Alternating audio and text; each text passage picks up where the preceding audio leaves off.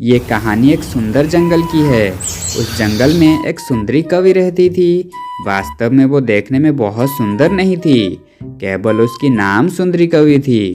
लेकिन वो अपने आप को बहुत खूबसूरत मानती थी, इसलिए वो बहुत घमंड करती थी। एक बार वो बैठकर टीवी पर एक शो देख रही थी। उड़ीसा में होने वाली एक रॉयलिटी टीवी शो थी, जो कि हर साल होती है, जिसका नाम रज क्वीन है। जो उस शो में अपना टैलेंट दिखा सकेगा वो उस शो का क्वीन बनेगा। जज सबसे खूबसूरत और प्रतिभाशाली लड़कियों को ही चयन करते हैं। वो उन्हें शो में क्वीन के रूप में चुनते हैं और उन्हें अपनी फिल्मों में हीरोइन के रूप में मौका देते हैं। ये देखकर सुंदरी सोचने लगती है, अरे इस बार मैं रज क्वीन के ऑडिशन में जरूर जाऊंगी और मैं पूरी उड़ीसा में अपना टैलेंट दिखाऊंगी। अगर मैं इस साल रज क्वीन जीतता हूँ तो मुझे फिल्मों में भी काम मिलेगा। अरे वाह, बहुत बढ़िया होगा। पूरे जंगल में मेरी इज्जत और तेजी से बढ़ जाएगी। ये सोचकर सुंदरी कवि ऑडिशन देने के लिए शहर चली गई। वो जल्दी जल्दी जाकर शहर में पहुंचती है, क्योंकि उसकी ऑडिशन का टाइम हो गया था। वो रज क्वीन के मंच पर जाकर सारे जजों को प्रणाम की। सुंदरी कवि बहुत नर्वस थी। मंच पर मौजूद जज उससे सवाल पूछने लगे। अच्छा, तो तुम्हारा नाम सुंदरी है। ये नाम तुम्हारे माता पिता ने रखा था या जंगल के किसी पक्षी ने रखा था? नहीं सर, मेरा बॉयफ्रेंड मुझे प्यार से सुंदरी बुलाता है। अच्छा, तो तुम बहुत एडवांस हो। अच्छा, आलू देखे हो? आलू नीचे फलता है या ऊपर? जी सर, आलू देखा है। आलू नीचे भी फलता है और ऊपर भी फलता है।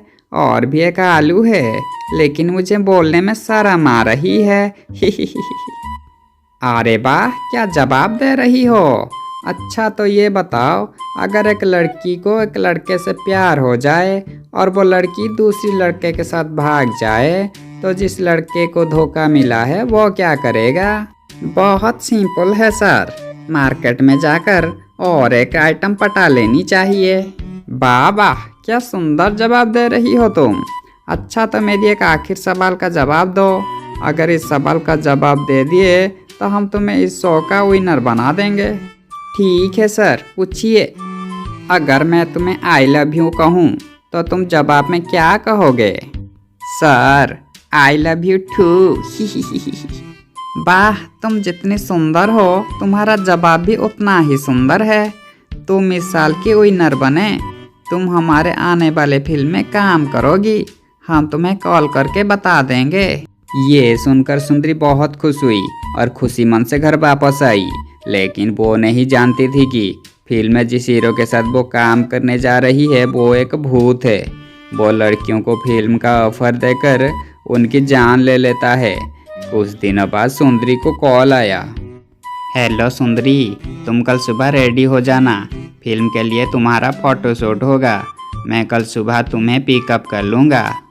ये सुनकर सुंदरी कवि बहुत खुश हो गई और मन ही मन हीरोइन होने की सपने देखने लगी। अरे सुंदरी कवि, क्या हुआ है? तुम इस तरह क्यों मुस्कुरा रही हो? किसने फोन किया था? सुंदरी कवि ने कबूतर को सारी बात बताई। लेकिन सुंदरी कवि, सिर्फ कुछ सवालों के जवाब देकर कोई कंपटीशन कैसे जीत सकता है? मुझे तो कुछ गड़बड़ लग रहा है। तू कुछ नहीं जानती कबूतर। ये कहकर सुंदरी कवि वहाँ से चली गई। कबूतर वहाँ से जाकर मीकू चिड़िया को सारी बात बताई। तुम ठीक कह रही हो कबूतर, बस कुछ सवालों के जवाब देकर कोई क्या कंपटीशन जीत सकता है? हमें सुंदरी कवि का पीछा करके देखना पड़ेगा कि क्या चल रहा है। ठीक है मीकू। अगली सुबह सुंदरी कवि रेडी होकर रास्ते पर खड़ी थी। गुल्लू आकर उसे पिकअप कर लिया। चिड़िया और कबूतर उनका पीछा करते हैं। कुछ दूर जाने के बाद सुंदरी ने गुल्लू से पूछा, सर, हमारा फोटोशूट कहाँ होगा? लेकिन गुल्लू सुंदरी कवि के प्रश्न का उत्तर नहीं दिया।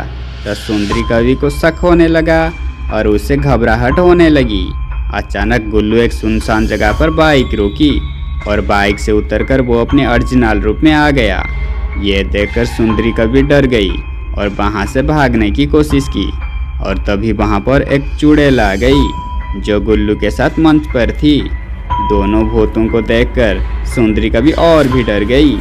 गुल्लू का भूत सुंदरी कवि को मारने ही वाला था कि तभी मीकू चिड़िया और कबूतर आकर पहुँच गए। रुक जा दुष्ट भूत, हम तुम्हें सुंदरी कवि को मारने नहीं देंगे। हा हा हा हा हा, तुम लोग मेरा कुछ नहीं बिगाड़ सकते। लेकिन तुम ये मासूम पक्षियों को क्यों मार रहे हो? अगर तुम हमें बताओ तो हम तुम्हारे आत्मा की शांति के लिए कुछ कर सकते हैं। ये 2 साल पहले की बात है।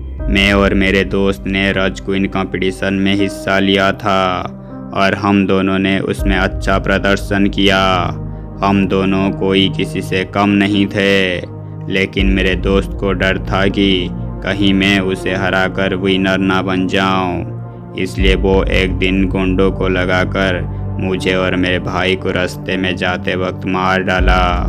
तब से मैं और मेरा भाई मिलकर राज क्वीन के प्रतियोगियों को मार रहे हैं। लेकिन तुम ये निर्दोषों को क्यों मार रहे हो? तुम्हें उससे दंड देना चाहिए जिसने तुम्हें मारा है। ठीक है, तुम उस दुष्ट तोते को हमारे पास ले आओ। हम और किसी निर्दोषों का जान नहीं लेंगे। तो ठीक है, हम उस तोते को यहाँ लेकर आते हैं। तुम उसे जो दंड देना चाहो दो। उसके बाद मीकू जाकर किसी बहाने से तोता को वहाँ ले आती है। भूत और चुड़ैल को देखकर तोता डर जाता है। मीकू ने फिर तोता को सब कुछ बताया। सब कुछ सुनने के बाद तोता ने भूतों से माफ़ी मांगी। नहीं, तूने जो किया है उसका कोई क्षमा नहीं है। ये कहकर चुड़ैल तोता को मार डाली। तोता मरने के बाद दोनों चुड़ैल वहाँ से गायब हो गए। उसके बाद मीकू, सुंदरी कवि और कबूतर घर वापस आ गए।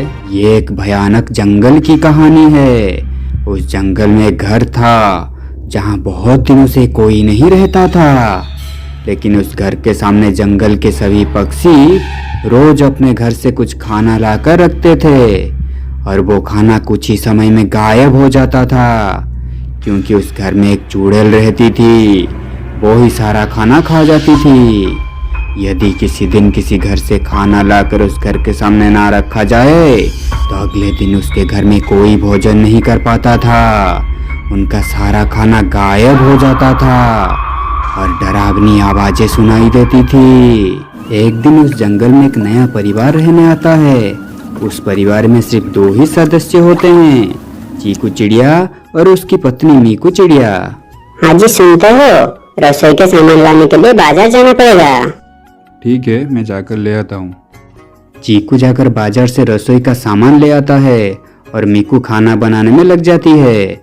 वो इस जंगल में नए थे, इसलिए उस घर के सामने हर रोज खाना रखना पड़ेगा, ये उन्हें पता ही नहीं था। मीकू के खाना बनाने के बाद चीकू और मीकू खाना खाकर सो जाते हैं।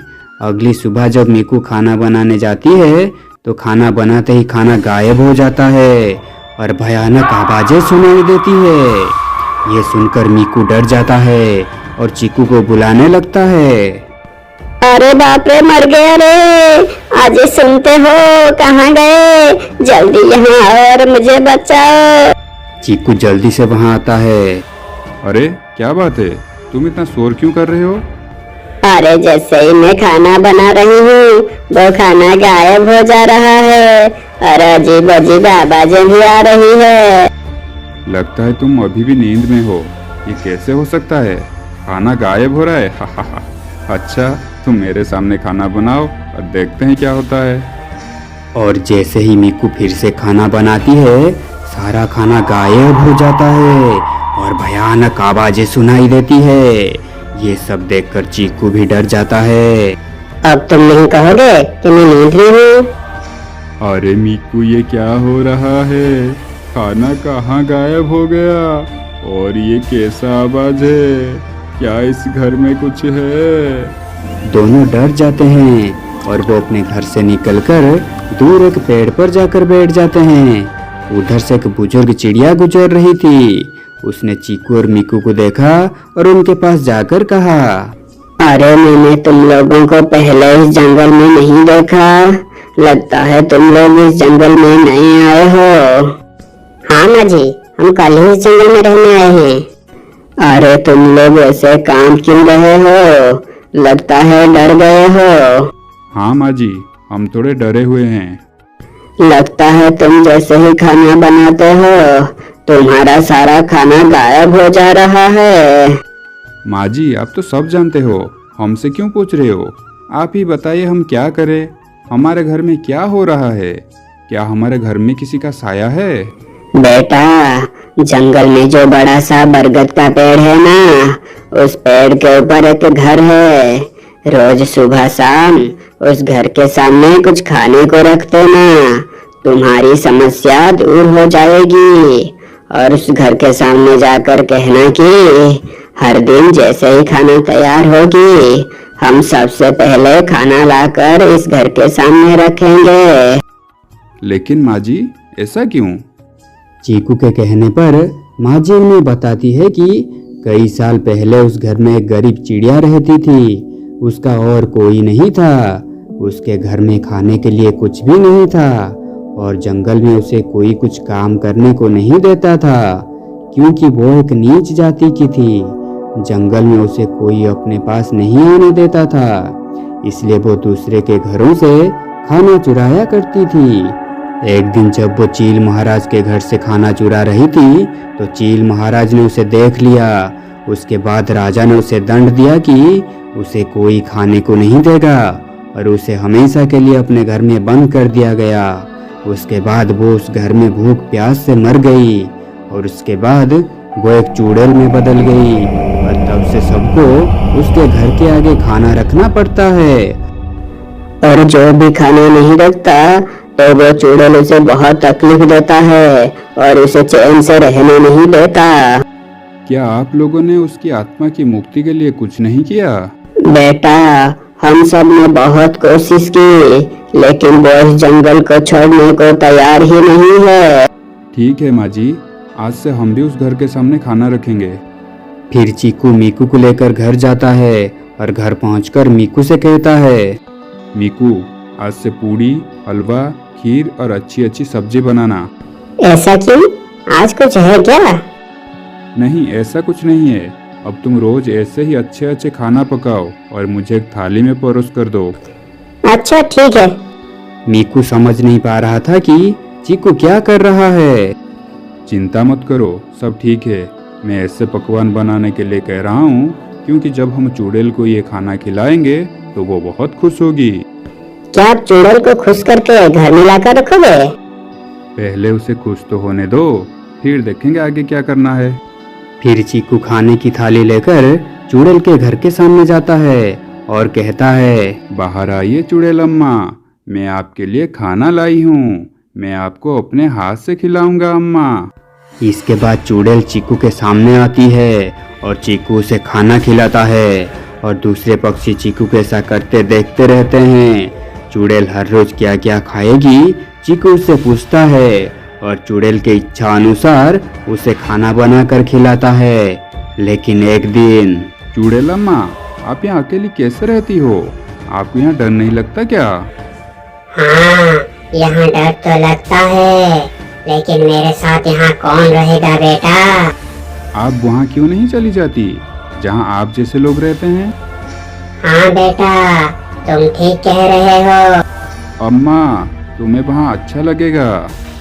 एक काम करो बेटा, वो लूटा है मेरे घर के अंदर, उसको जाकर नदी में बहा दो, मुझे मुक्ति मिल जाएगी।